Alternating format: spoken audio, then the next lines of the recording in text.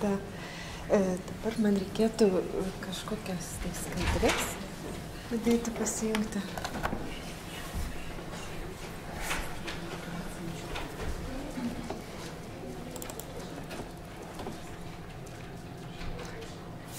Aš tiesiog dabar, kaip ir nužvelgiau auditoriją, kas čia yra susirinkę ir kiek mano tas pranešimas gali būti aktualus.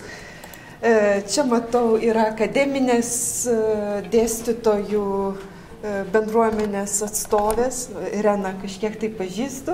Čia tikriausiai jauna studentė, kuri galvoja apie sėkmingo verslo susijusi su technologijami kūrimą ir daugiau yra vyriška auditorija, kurią kažkaip tai reikės man sudominti apie savo temą, tai moteris ir technologijos.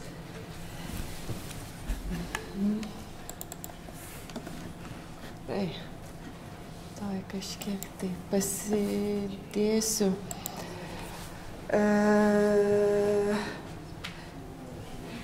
Aš pati esu iš nacionalinės iniciatyvos Moteris ir technologijos, esu jos valdyboje, tai yra iniciatyva, kuri susikūrė ne taip ir senai, tai yra praėjusį rudenį.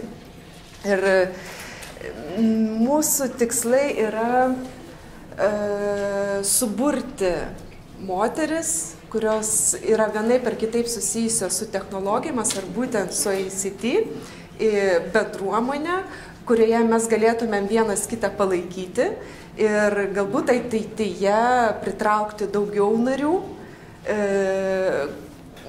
merginų, kad jos rinktųsi su technologijomis susijusi kelią ir jas padrasinti ir paskatinti ir pasakyti, kad tai, kad jūs einate į technologijas, yra labai gerai. Dabar, kodėl ėjimas į technologijos yra gerai? Jeigu tai pasižiūrėjus visą globalų kontekstą, mes gyvenam laike, kai viskas pereina ant žinių ekonomikos. Ir dabar pagrindinis resursas yra ne žmogaus fizinis darbas, bet žmogaus smegenis. Tai yra ateityje, kuo toliau, to labiau paklausus bus inovatyvūs produktai ir paslaugos. O tai, kad juos sukurti, bus reikalingi inovatyvūs ir mylintis technologijas protai. Tai jeigu jūs jau pasirinkote išsilavinimą ir savo kelią technologijos, tai jums pasisekė vien dėl to, kad tikrai jūsų verslui susijusiu su technologijomis galima pranašauti sėkmę, nes tam bus rinka. Ir iš kitos pusės jūs tikrai turėsite darbo, nes su ICT technologijomis ir panašiais dalykais tokiems žmonėms yra didžiulė paklausa. Ir būtent šitoje skaidrėje, ką aš rodau, tai yra iš Europos prezidento Baroso prezentacijos vienas iš prognozių, kad 2015 metų paklausa ICT profesionalams tik augs, o iš kitos pusės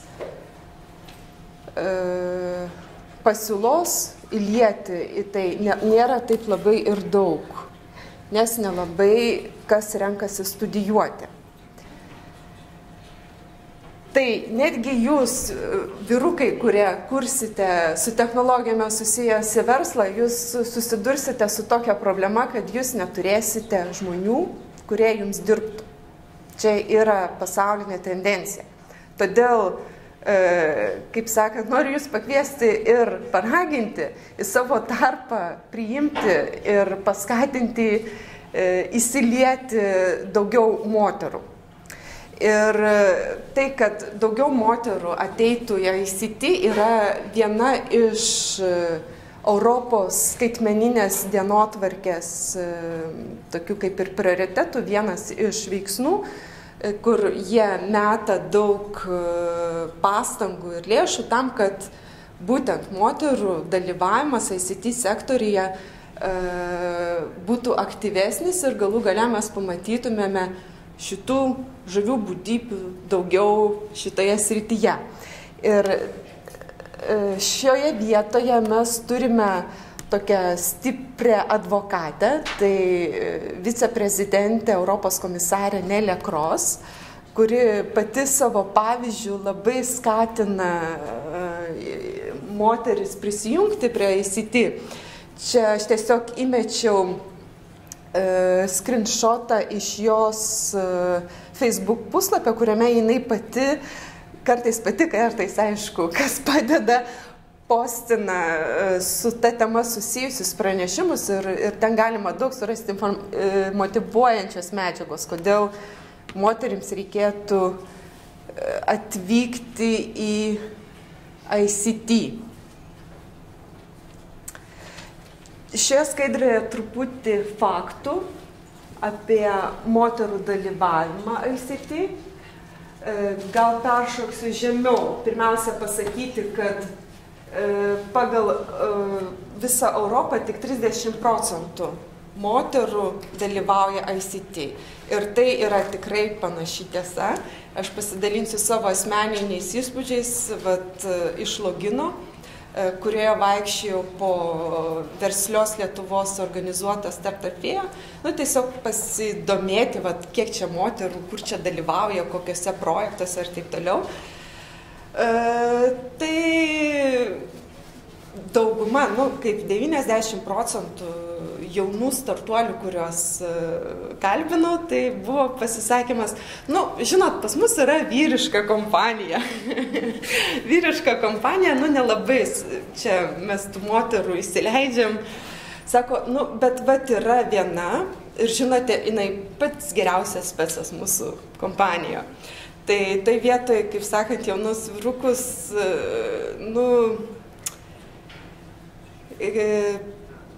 padaryti tą aplinką, kad moteris gerai jaustųsi, nes jūs, jeigu priimsite moterį į ICT, jūs tikrai būsit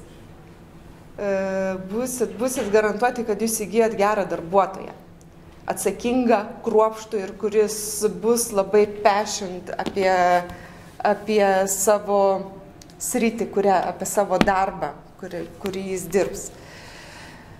Čia dar tokios truputėlį vizualios informacijos, kas aplamai yra Europoje.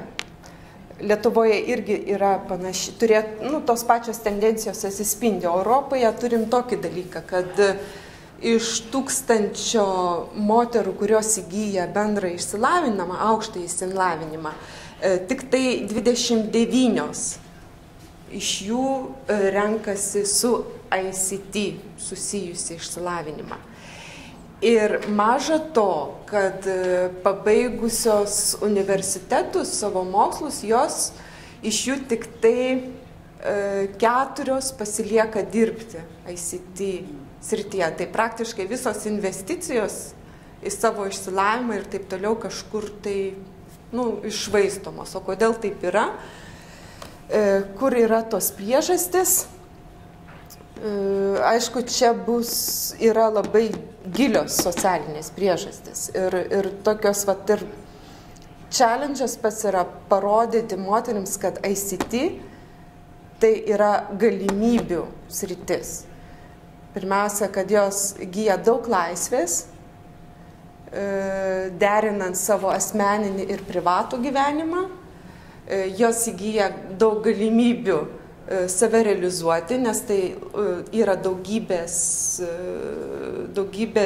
galimybių pasireikšti kūrybiškumui, kurio labai trūksta, nes dabar, sakykime, kodo yra pridėliota labai daug, prikurta visose bazėse.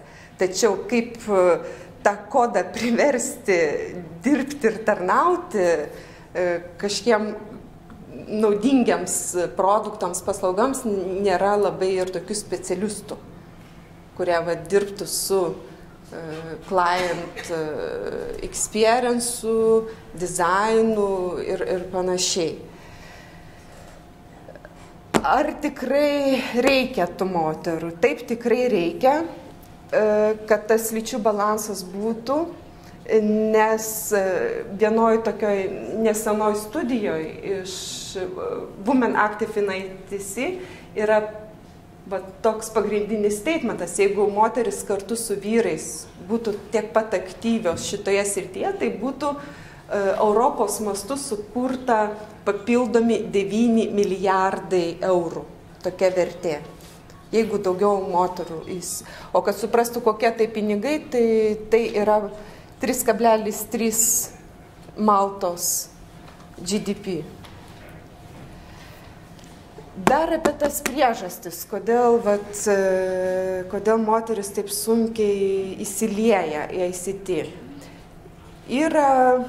Yra gilios socialinės priežastis. Pirmiausia, kurias formuoja mūsų šiuolaikinė medija.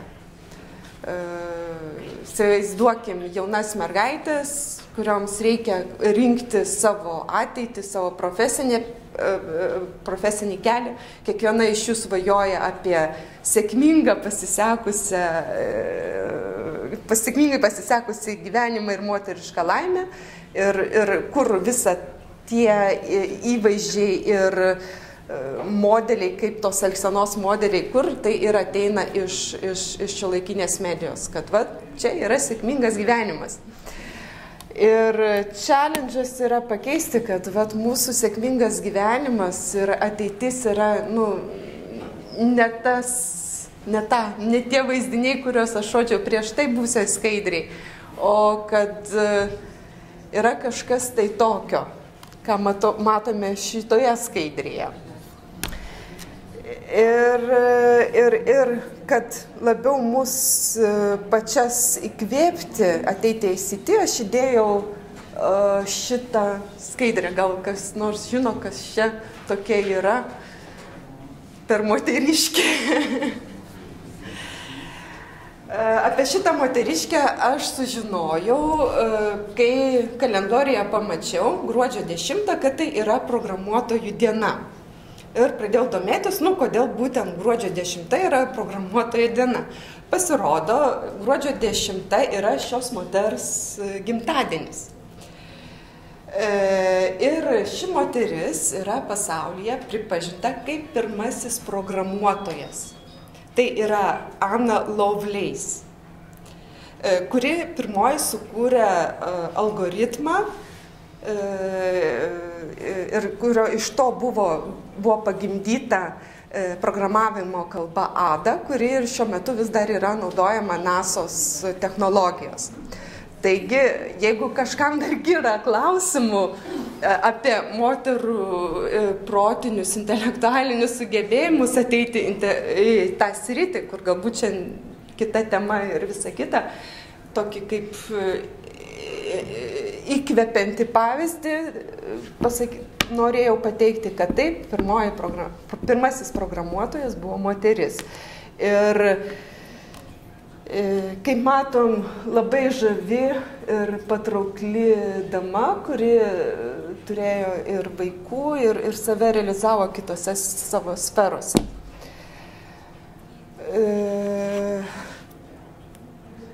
Kad tas įvaizdis keistusi,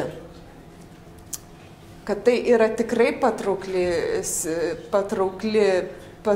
sritis ir kad moteris gali ten save realizuoti, yra reikalingas nemažas įdirbis. Pirmiausia, tai aišku prasidėtų nuo jaunų būtybių, prieš joms renkantis profesinį kelią, dirbant galbūt netgi su jų tėvais, nes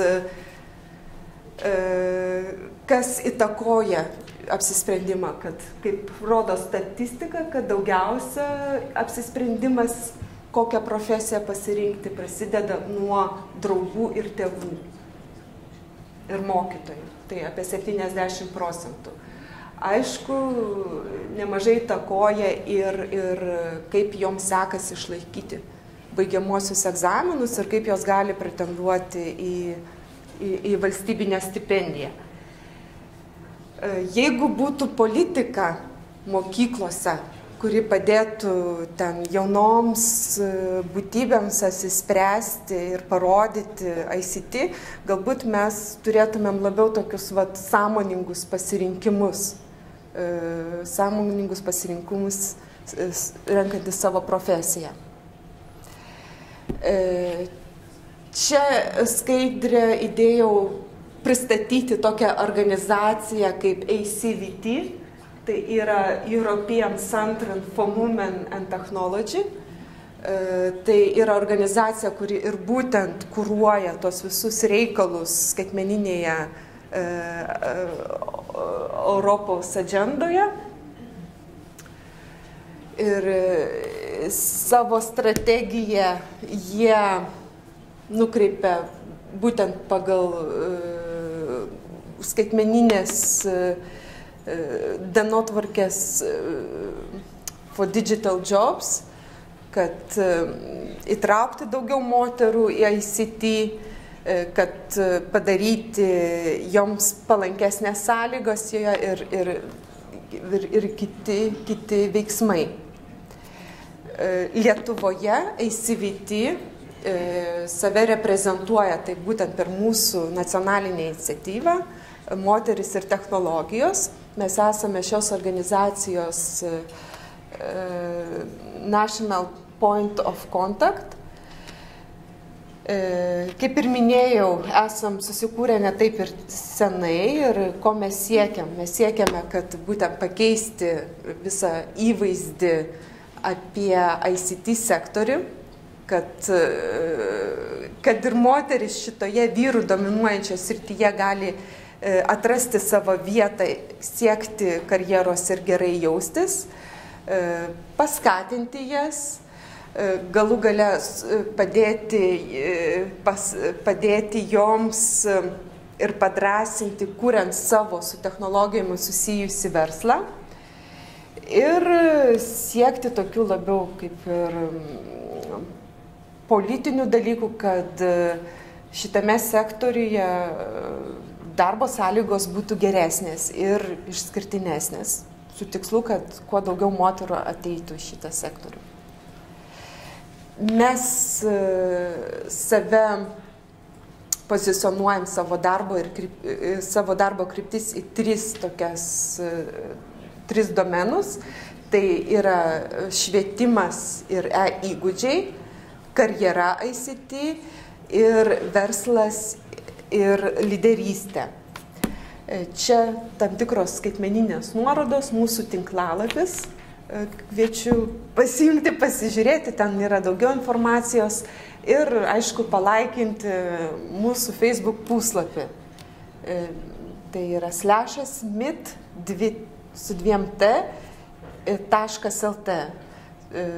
Tai moteris ir technologijų tinklas. MIT.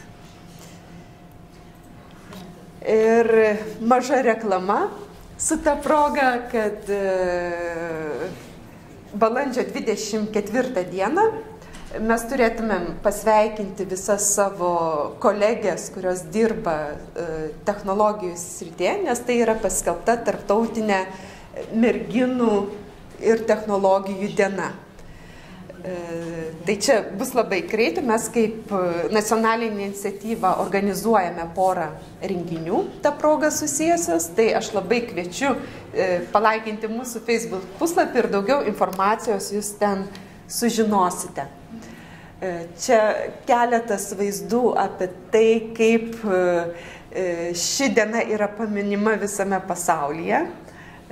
Kaip matom, nuo Afrikos iki Pietų Amerikos, Europos ir Azijos. Ir ką, mūsų logotipas, ieškokit jo, galbūt netyčiom jį aptiksite tą dieną kur nors. Ir būtų tiek.